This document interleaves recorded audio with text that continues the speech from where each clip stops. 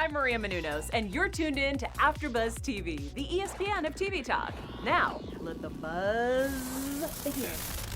Clone Wars fans, holy cow, we are blessed with another amazing episode of Season 7 of the Clone Wars. This is Episode 9, The Phantom Apprentice. I'm Ryan Nilsson, and I am joined by two incredible co-hosts. First off, she's an author. She's an incredibly huge Star Wars fan. She's reading all the books, all the audiobooks. It's Rachel Goodman. Rachel, how are you doing?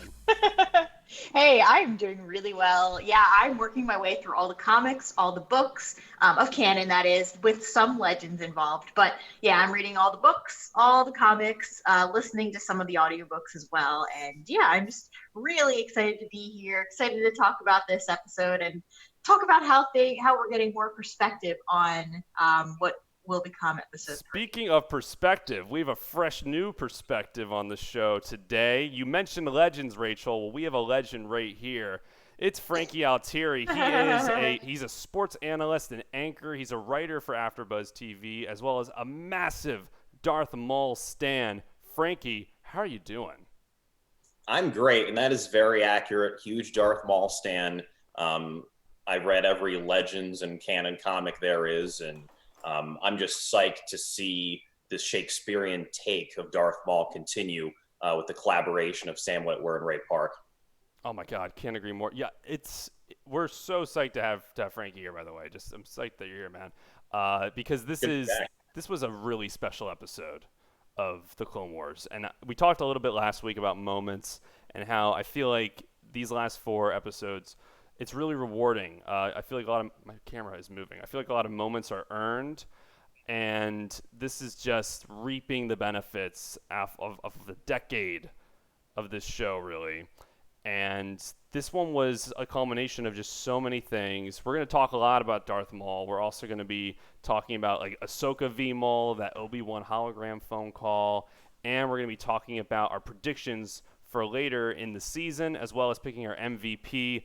Who was the most valuable player this episode? We're going to get into it, but first, overall thoughts. We're going to Frankie first. What did you think of this episode? If I had to describe it in one word, it would be cinematic. I mean, just unbelievable from start to finish. This has been a culmination of what I think are the 2 most important characters in this show, because really Obi-Wan and Anakin, they get their finish in Revenge of the Sith, where I think Clone Wars has been really about Ahsoka, and about midway through, it's been about Maul, because those are 2 characters I think the show really gave birth to. And obviously Maul was in The Phantom Menace, but then, what George Lucas and Sam Witwer have done to just recreate this character, give him just so much charisma. And like I use the term Shakespearean, he's kind of this tragic character of, he's a bad guy, but as Rachel pointed out before he went on the air, he was taken as a child, to be a Sith Lord. It really wasn't his choice. So this episode delivered on every single pound. I also thought it was interesting just to see the parallels with Revenge of the Sith. We've had other episodes coincide with the events, but, as you said, the Utapau transmission and Obi-Wan dropping that bomb of, Anakin just killed Dooku. He just killed him moments ago or whatever. So just unbelievable. And I can't believe we still have 2 more episodes, right? We have 2 more. And speaking of just coinciding with Revenge of the Sith, I predicted we would be getting some Star Wars Lion King 1.5 action, as I like to call it. We are so getting that. Rachel, you thought that as well. What were your overall thoughts? I did. First of all, Easter eggs. One of the things that I found fascinating was that first of all, Easter eggs. Easter eggs. Yeah. Everything that we saw with Jessi, it kind of calls back to the conspiracy arc in Clone Wars Season 6, if you guys remember that, where basically we kind of learned that some of the inhibitors were different in different batches of clones. I loved that they called back to this. But also for me, my favorite moment is when Maul holds out his hand to Ahsoka. Oh, God. It was TLJ. I was like, yes, this is Last Jedi. Yes. I was like, this is Kylo Ren holding out his hand to Rey, which I think speaks a lot to what Frankie was saying, too. Maul, I mean, when we first saw Phantom Menace, obviously we all thought, oh, typical bad guy. Like, there's no gray area with this man. But there is a gray area with him, and he has such a deep story, as we've seen. Frankie and I were talking about reading Son of Dathomir, the comic with Maul. There is a deeper story to him. Not that he's a good guy, but I would say there are things about him that aren't as bad as we previously thought. And with Maul, I very much enjoy watching him more than your straight bad guy, right? Because it's always more interesting when there's a character with such a deep backstory who, maybe like sometimes I feel bad for him, sometimes I don't, because he just, like him blinding Kanan in Rebels. But normally I do feel bad for Maul, and in this circumstance, I actually was like, okay, he's we evil. need to listen to him right now. Yeah, evil no. In the sense that, but evil in the sense that he was definitely going to take, over Sidious, right, and actually rule. But we also should have listened to him in terms of what he was saying. Well, that's the thing. That's what I'm saying, Rachel. I think this episode, what I got, just quick overall thoughts from me. I think this was the best Darth Maul episode we've ever had, and I actually think that this episode has made Darth Maul a better character than he's ever been before. I think the amount of screen time, dialogue, and just overall badassery we got from Darth Maul this episode has made him, he was one of my favorite characters, but this put him on a new level. I think this transcended the character of Darth Maul, because we know his beginning, middle, and end, but there's a lot of pieces in between that we're just not sure. And now just filling in those blanks, seeing that he actually figured out what Sidious was onto, like what he was planning. He knew everything, and what a reveal that was, and that just carried so much weight. The idea that we thought he wished he had Kenobi, wished he could fight Kenobi. He wasn't looking for Kenobi, he was looking for Anakin Skywalker. Breaking that down, last episode ended with Ahsoka's lightsabers igniting, and then we just faded to space. We pick up right where we left off. There's no opening main title music. There's no recap. We're just jumping right back in, Rogue One style, for an opening. And we get that incredible monologue from Maul, who's just like toying with her, walking around. What did you think, Frankie, of just this intro to Maul and hearing just the conversation he shared with Ahsoka? It's interesting because we've never seen those two characters share the screen until after the fact in Rebels. Mm-hmm. We sensed all this history, but we never seen it. And that's one of the 100 reasons why it's good that we got this last season of the Clone Wars. So we finally got to see that relationship established, as well as that's when you finally start to sense that Maul knows a lot. Like, he knows a lot of Sidious's plan. Later revealed he pretty much knew everything, especially because he had that vision of Anakin. Yeah. So that entire monologue, I think, is just fantastic writing, and again, so well performed by Sam Witwer. Just the charisma, and it was so haunting because we've seen Revenge of the Sith, we know what happens, and there's just so much foreshadowing in that episode and this one. Completely agree, Rachel. And you and Rachel share something that I actually haven't read, but it was the Darth Maul comic. I just wondered if you guys could give us like a brief little synopsis. Don't necessarily spoil it all, but they alluded in this episode that Maul escaped Sidious's capture. The last time we saw him in this series was Sidious having no mercy and just lightning. None whatsoever. Rachel, can you just give us bring us up to speed? The Mandalorians busted him out, and this comic went into that. Can you just give us a tiny little quick synopsis of that?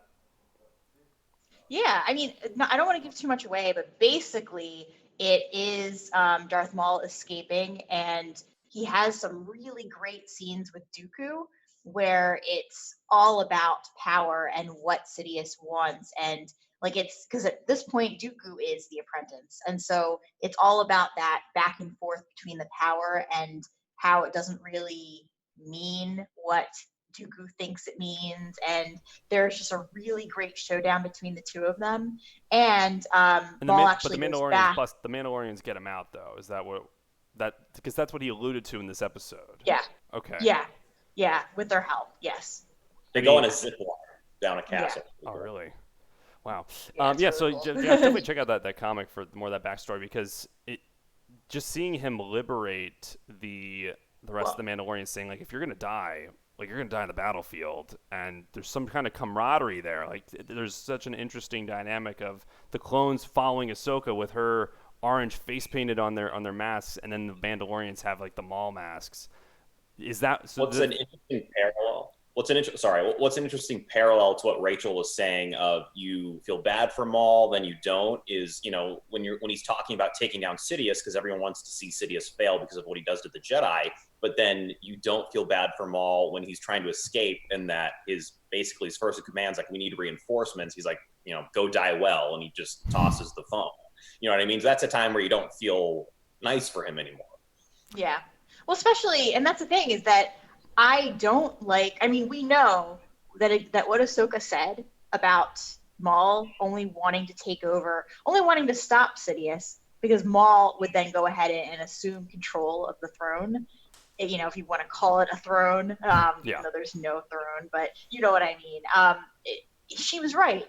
That's how Maul is. He's always in it for himself. He's a master manipulator. And so, yes, in that sense, like, he is a very evil character. Like, there's no other way around it. But I also feel bad for him, especially after that comic. But one other thing I want to mention about the comic, too, is that you do see Mother Talzin make an appearance. And that's part of the reason that there's so much depth to his story. Yeah, so that's all I'm going to say. People should just go out and read it. And then what was so amazing about this confrontation, obviously it's revealed he wants Anakin Skywalker to thwart Sidious' plan, and obviously he doesn't succeed in getting him, but it paints this image around Maul that he is just so much more intelligent than we've ever given him credit for. There is that arc in, I think, season 5 where he is going around to all these other bounty hunters around the galaxy and gaining a force, gaining a following, which, again, that showed a lot of his intelligence. But this was next level. This was, I'm on to Darth Sidious. I know what he's up to. And I just think that makes him that much more of an interesting character. We got to talk about this Obi-Wan hologram scene where they're debriefing on the battle. Bo-Katan, Ahsoka Tano, they're just covering the siege, giving an update, and Obi-Wan is there. Frankie, break this down for us. Well, like in the previous episode when Padme was pregnant, that was clearly the first time we saw the Clone Wars coincide with Revenge of the Sith. So this wasn't the first time, but I think it was the biggest, because when he drops that bomb that, we can't get anything out of Dooku because Anakin just killed him, that was such a wow moment. Then he talked about pursuing Grievous on Utapau, of everything that's happening on Mandalore. It changes how you see Revenge of the Sith. Like, the next time, we all watch that film, we're going to be thinking, okay, while, Obi-Wan's on the back of that green lizard on Utapau, Ahsoka is duking it out with Darth Maul and Mandalore. You know what I mean? So you completely watch that film differently, and it's for the best. I think it's very similar in the same way where we watch A New Hope differently because of Rogue One, because of, Scarif took place moments ago, before Vader comes through the smoke on the Rebellion ship. So that entire scene, it was short, but it completely changes the way we see that film. Not to mention, we see Ahsoka's reaction to Anakin's assignment to spy on the Chancellor. Oh my gosh! Like, how incredible that! Yes, and Rachel, I want to get your thoughts real quick. What I will say though, with the Rogue One comparison, that I think adds a sense of urgency when you watch A New Hope again. And I keep relating it, guys, is Lion King 1.5. Like, we are seeing the other side of the story that's happening simultaneously. But Ahsoka finds out about the assignment and then she's like, that's peculiar. That must not sit well with him.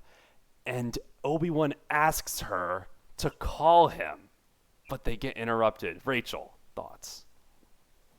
So, okay, first of all, what I love is that we get more of a reaction from Obi-Wan about Count Dooku. You can tell in the way that he tells Ahsoka that he isn't too pleased with it, but like the inflection in his voice.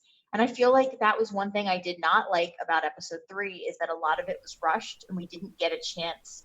I understand like that a lot was going on, but it was rushed. And I feel like what we didn't get was more of, oh my, like Anakin or Obi-Wan's reaction to Anakin doing something. Oh like my that, God, because, such a good point. Such a good point. So the fact that we would see Obi-Wan tell this to Ahsoka, address it, and we would hear how he feels about it in the way that he tells her, number one.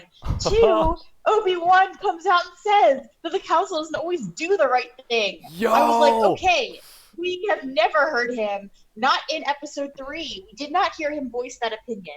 So for him to come out and say it right now, it completely changes. Well, you know what? But it fits his character, though. I would see. That's the thing, is I think it fits his character so well. So changes the perspective. So I'm not saying it's changing canon or anything. Right. Changing how we are now going to view his thoughts on what happened, because the way that I read him, the way that I read him in episode 3 is that he just went into everything agreeing with the council and wasn't like really, he was just going to go along with it. In this now, we see that even though he was going along with it, he did not necessarily agree with it. He had his apprehensions. I think it's that fine line of, it's not retconning. I think it's embracing and enhancing the story we've already been told. Like this, I think, only electrifies Revenge of the Sith even more. And I think that's something that's been consistent with the entire Clone Wars series. Yeah, there's been one or two things that are like a little, you could call it a retcon. I think that's kind of like a nasty word, but I think it really is just enriching the story even more. And you're right, like whenever we watch Revenge of the Sith, Frankie, I'm going to be thinking right before he gets on that lizard, he just FaceTimed with Ahsoka. Like he just got an update on Mandalore, and he's keeping it. It would make sense for him to keep it close to his vest, because he didn't get full authorization to send the troops there, and it's more of like a personal mission for him with the whole Satine relationship. I think it fits perfectly. I think it makes sense for him to call Ahsoka, not to just get an update on Mandalore, but to also encourage her to reach out to Anakin, which ultimately won't happen. It just fits so well, and I think that that's one thing that's amazing about this show. It's so natural. Bravo to the team involved with that. It's just fantastic. It's really hard to do. That is really hard to do. You look at what Dave Filoni had to coordinate of, okay, I'm making these events in Revenge of the Sith, but it can't, go against anything in the film. You know what I mean? Nothing can contradict each other. That's a very fine line. And so far, there are absolutely no discrepancies. It's really flowed together well. You're absolutely right. And I think so the battle rages on. There was a sneak attack, and we get that clone trooper, the one survivor, just saying, Maul took the oldest of us with them because he knew more. And Rachel, you drew a great comparison to Force Awakens, I think Last Jedi at the beginning of the show. Last Jedi. I'm going to draw a comparison to Force Awakens with that torture scene. That reminded me of Kylo Ren, Poe Dameron. Oh my gosh. And we saw it in the trailers. We never knew the character, but it was Jessi. I want to get Rachel's thoughts on just Maul's torturing him there, and what information he was trying to get there. So I figured he was just trying to get more about Ahsoka and what the plans were in terms of whether we were going to see Obi-Wan or Anakin, if it was just going to be Ahsoka or what. I think it was more about Maul just trying to learn about Ahsoka, though, to see what he was up against. I think it's that, but it's also what you were alluding to earlier with the chips. I think he was trying to get a better idea of what's going on there, because after he starts that entire conversation with the clone as like it's all part of the plan, and you're like, oh my God, he knows all of Sidious's plan. And going off of that, they specifically mentioned that Jessi was an older clone. Right. So maybe if that's true, then Maul was trying to determine if it was going to be all of the clones that were going to change over, how this was going to affect the different batches. And because, he's in a place where when the clones turn, they're probably going to be trying to kill him too. So he probably needed to know what was in store for him. I also think he knows what's going on with Anakin at that time. Like, he now knows Ahsoka's relationship with Anakin. Frankie, was there any other information that you think Maul was trying to learn here? Well, the question he poses is, tell me about Ahsoka Tano. So I think he wanted to know her relationship to Anakin, because as you revealed, the entire thing was about getting Anakin in Mandalore so he could kill him and, as he said, take away Sidious's prize. So, I think at the end of the day, he just wanted to get to know what her relationship was to Anakin. And so once he realized they were close, that's when he tried to manipulate her, even though that's when he lost her, because she said, I'll help you. Then he's like, but what did you want to do with Anakin? He's like, oh, I wanted to kill him. That's when she drew her lightsabers. Exactly. And, we're talking a lot about references. My favorite, I think, comparison reference that we got this entire episode was the scene we got next, where I think it's Captain Rex, Ahsoka, and Bo-Katan just debriefing a little, and they're going to the throne room, and look who's there. Darth Maul. I mean, that is pulled right out of Empire Strikes Back with Han Solo and just going in. Darth Vader's there. Immediately starts shooting. That was right out of Empire Strikes Back. And he's lounging too. He's got one knee up on his chair. Like he's just. That's the thing with Maul is Sam Witwer brings such a presence to the character. It's really tough to bring a presence to a character in a cartoon, and somehow he does it. So You mentioned Empire Strikes Back, Ryan. Mm-hmm. There's another parallel that a lot of people are pointing out, that is the line where Ahsoka's line to Maul, where she said, "Well, that Maul will find that there are plenty of things about her that he won't like," which is reminiscent of what Luke said to Vader, which was, "You'll find that I'm full of surprises." And so a lot of people are comparing the Empire Strikes Back duel between Vader and Luke, and that it's similar to what Ahsoka and Maul. Oh my God, I didn't get that one. Yeah. No. Yeah. Oh, and we did kind of breeze by the scene where they go to interrogate, where Maul sends one of the Mandalorians out to kill the current king. Oh my God, I'm blanking on his name at the time being. Isn't he like a prime minister? The prime minister, yeah. And he revealed that, Maul intended on them coming last episode. Almec, yes, Prime Minister Almec. And just, again, this is another reference, I think, to Return of the Jedi. As Ahsoka is asking him, what does Maul want? He gets shot, and as he's dying, his last word is Skywalker, which that's Yoda, guys. That's Yoda, Return of the Jedi. What a great moment. But it's the confrontation we've been looking for 2 years. I actually pulled up a date here, guys. The Clone Wars trailer debuted in 2018 at San Diego Comic-Con. A Comic-Con that's not going to happen this year due to COVID-19. And I was watching reaction videos this morning to it just because of the hype.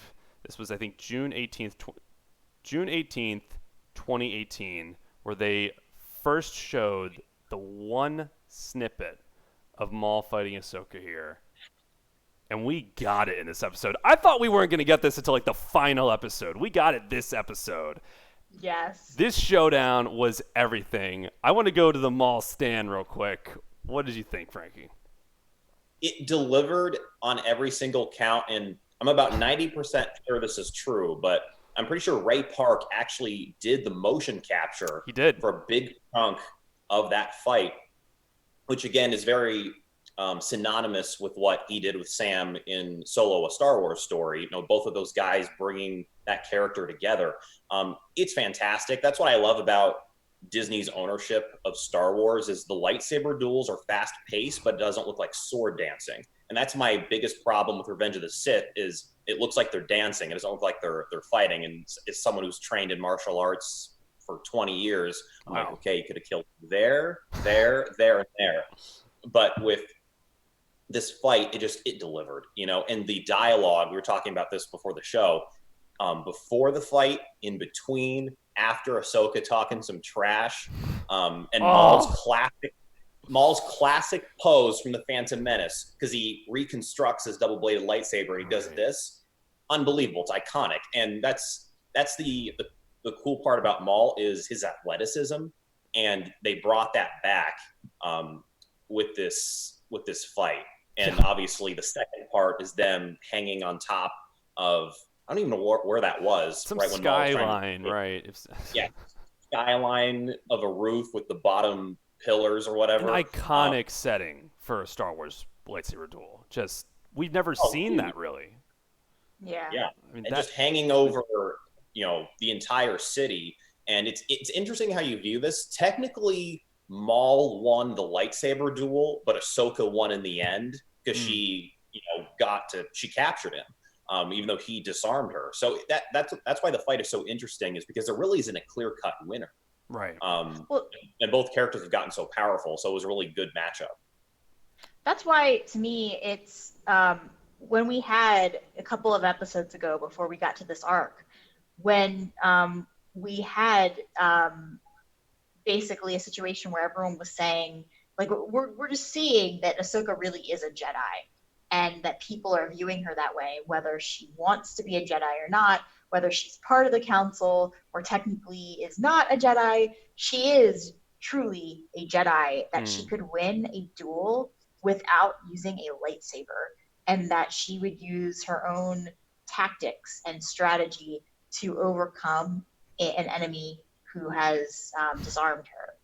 So to me, that says a lot, whether she won the lightsaber duel or not. Yeah. Just the fact that she would use that to her, she would figure out another way to beat him and win. I was worried that I'm not sure when we're going to see 66 implemented. So I thought for a second. Big soon. Well, I thought for a second that as soon as they caught Maul, that it was going to be like the switch. Don't even. That's what I was That's waiting next for. week's cliffhanger. That's gotta be. That's gotta be next week. But wait, we're getting ahead of ourselves with predictions. But I like what you were saying, Rachel. Like, so you're the Maul stan, Frankie. Rachel and I are the Ahsoka stans here. Like, we read the novel. Yeah. We're massive fans. Guys, we just gotta break this duel down. Like, before the ending, first opens up where he's like, Bo-Katan, go help. Like, you don't need to babysit us. Like, get out of here. Like, just passing them off. And just the way this was shot, like, oh my God. And I agree with you. I don't share the same, I think, complaint about the lightsaber duels in Revenge of the Sith, but I will say a lot of the lightsaber duels in Clone Wars, sometimes they're cartoony. And I don't mean that as like a massive slight, but they're just so fast, I can't really tell what's happening a lot of the times. Whatever difference it made with that motion capture that they did for some of the shots, there was a fluidity that was so human-like with this fight.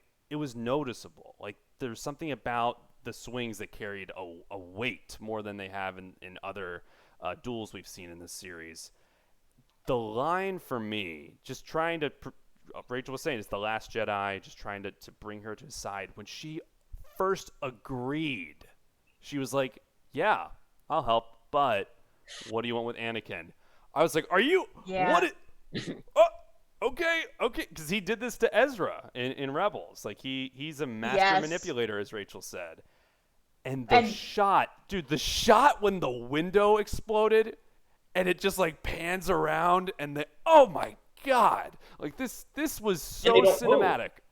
The moment stands still. They don't move. Like, the window blows up, glass is going everywhere, and they're still just, like, locked in. It's incredible. And just the way, like, in all of these scenes, the skyline, you could see it through the window. You could see it when they were fighting on the beams.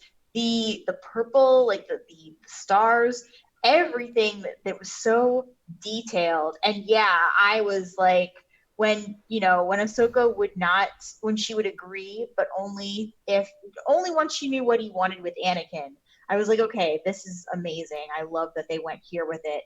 The other thing though is that I appreciated that she said she would help, but she did not extend her arm out to him. Yeah, that was a nice little detail as well. And speaking of just the agreement to help, what makes this so interesting, it's such a fascinating scene, is we know the outcome of Anakin. We know what happens. And we also know Maul's vision is correct. Like, he's right about everything he's saying. And in fact, we don't know what way it would have gone if Anakin did show up there, but it might have been not as bad as it was with Sidious. Like, for all we know, if Anakin did show up there and prevent Sidious's plan, maybe we don't get Darth Vader. Maybe we don't get all these terrible things we know that happen. And it's just interesting to me that Ahsoka, the breaking point for her on joining Maul was actually hearing the truth when he says, "Yeah, he's destined. He's been prepped like this. They've been like raising this pig for slaughter, basically." And she goes, "Your vision is flawed," which it's not. Like he's right. Crazy. The interesting thing about that is Maul, his vision is correct, but his intentions are bad. Like Ahsoka's right. Like, you just want to kill him to take his place, but his vision of what Sidious wants and what will happen is true. So, but she can't see that because of the gray area. So that's just incredible writing by that team. That's what creates the conflict. It's so interesting. Well, that's the thing, is that we know that if she were to help him, it's exactly as she predicted. It would not end well. Anakin, for all we know, to play the devil's advocate, the way that fate works in Star Wars, even if this had been changed, I still think that Anakin would have become Darth Vader. Yeah. Because I think that was the vision, and that was, usually you can't change what's going to happen unless it's already been changed. Like when we get to the world between worlds, with Ahsoka being pulled out from her, potential death. Like I think outside of that, you really can't change things that are going to happen in this universe. And so I think that he was destined to become Darth Vader. Such a good, and I think my favorite line in the entire episode. He definitely was destined, by the way, as we know with the whole Mortis storyline. But my favorite line after she goes, "Your vision's flawed." Oh my God, he goes, I guess the Padawan needs one more lesson, and does I'm like, oh, here we go. Like that was just a mic drop line. Man, everything. Just a round of applause. I don't think there's ever been a better episode of Clone Wars, because this was just that awesome. This is my favorite episode since The Wallace. I think I like this more. And it's a lot. It's not fan service, but it's crowd pleasing. Like that's the thing. Is just there's things paying off here we never thought we were gonna get. So I just think it carries all this weight. And you're right. Frankie said it up top. The two characters that matter most in this entire series, Ahsoka and Maul, were at the forefront here, and they finally collided. And it was just so interesting. Everything was in the balance. Breaking down the ending of the fight, you're right. Like just so well shot, contrasted with the battle at the same time, and we get them on that skyline, and they capture Maul. What does this mean for the overall plan for Maul, just moving forward? And where do we think we're going to go from here, guys? I'll start with Rachel. Yeah, so I don't know that I really don't see him staying captured. I think he's going to get out of it. I think he's going to escape in the nick of time. And it might even be because of, Order 66 happening. Now, granted, I would guess that when Order 66 is initiated, that they would also include Maul as part of who they're going to kill, who Sidious wants dead because he's no longer of use to him. But I think that Maul will find a way to either manipulate where he's been taken and somehow get out, or he'll just escape in general. So I think that that's what happens to him. But I will say this, in Rebels, when we first see him again, he is especially he's especially been burned by the Empire, right, and by the Sith. So what I'm thinking is that based on that there is one more showdown between him and Sidious before we even get to what happens with Sidious and Anakin, and that there's one more thing that we haven't learned.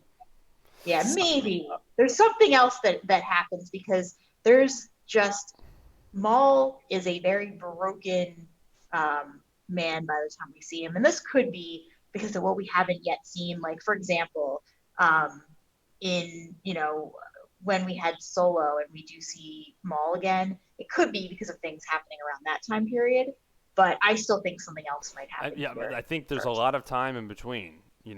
Rebels. It's just that's just a few. It's really close to A New Hope. So there's a whole gap there of time, and we do know that he's involved in some kind of like spice running or something going on with characters in Solo. So there is a lot more story for Maul to be told. But this really is like the meat and potatoes of it that we haven't gotten for a while with Clone Wars. We were just kind of alluding to predictions. Before we go full on predictions, I think we should just get through our special segment with MVP. And I know Frankie's MVP is going to be, so I'm going to just go to Frankie real quick. Who was your most valuable player of this episode?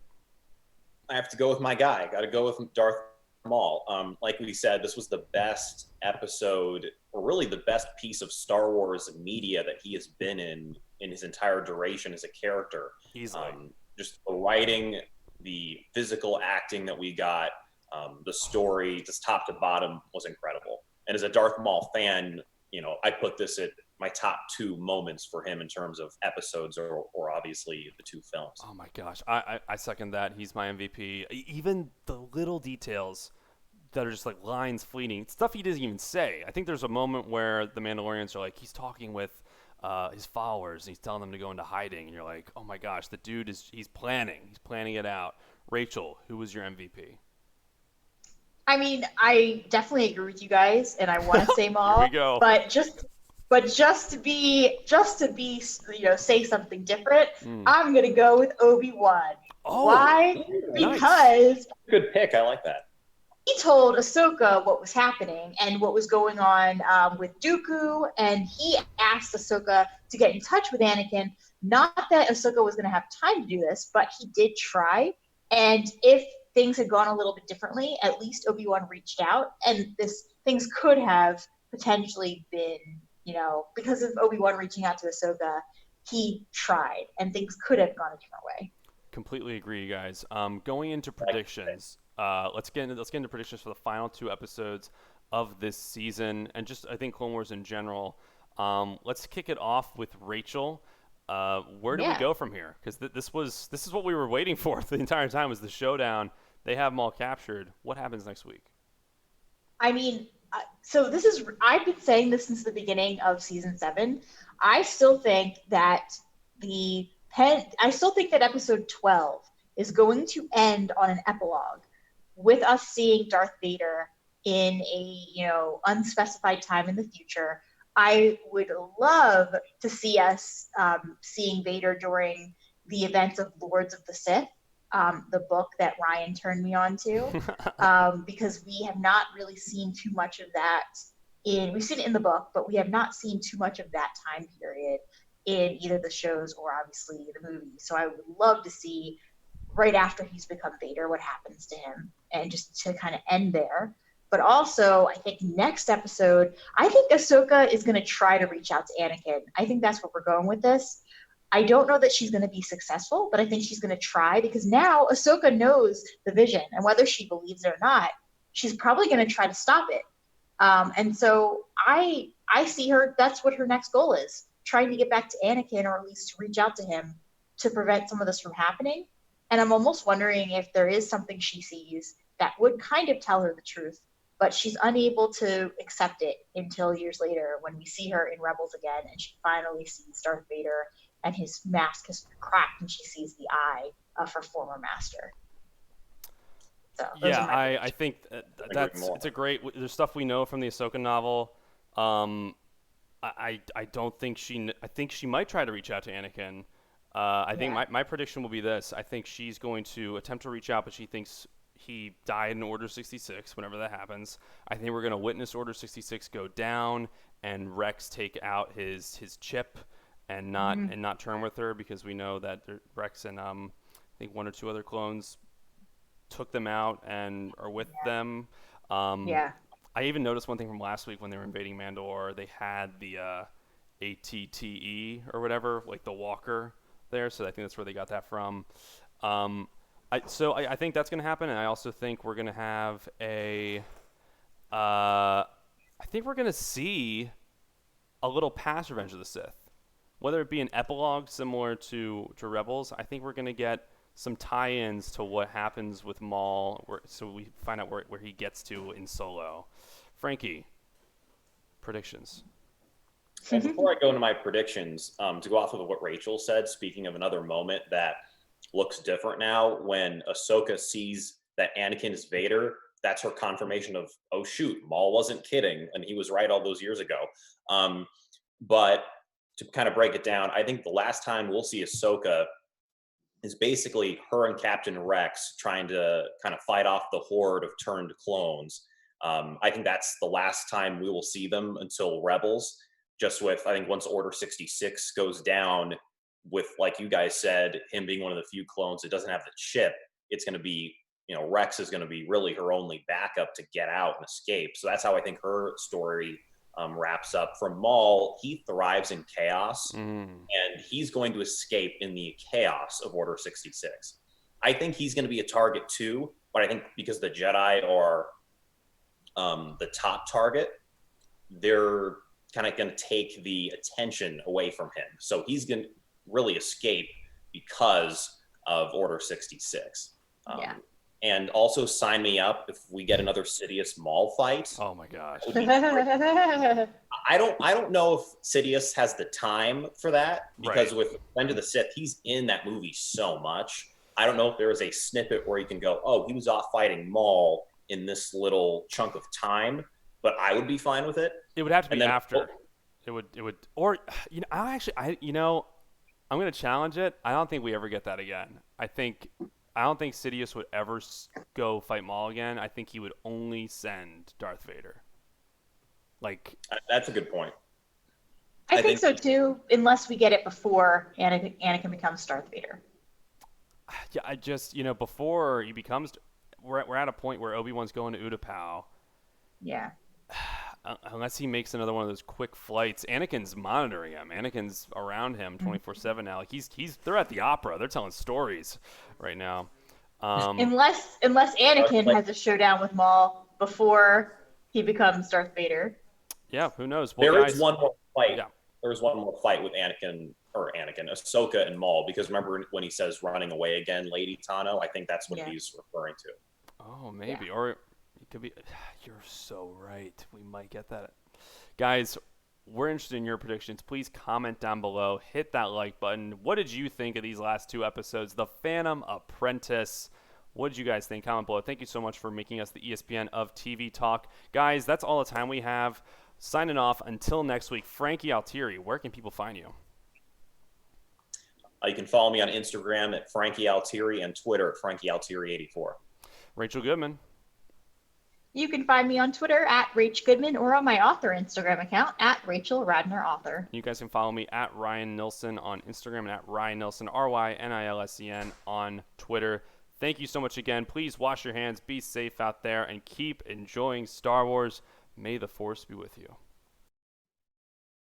Our founder, Kevin Undergaro, and me, Maria Menounos, would like to thank you for tuning in to AfterBuzz TV. Remember, we're not just the first, we're the biggest in the world, and we're the only destination for all your favorite TV shows. Whatever you crave, we've got it. So go to AfterBuzzTV.com and check out our lineup.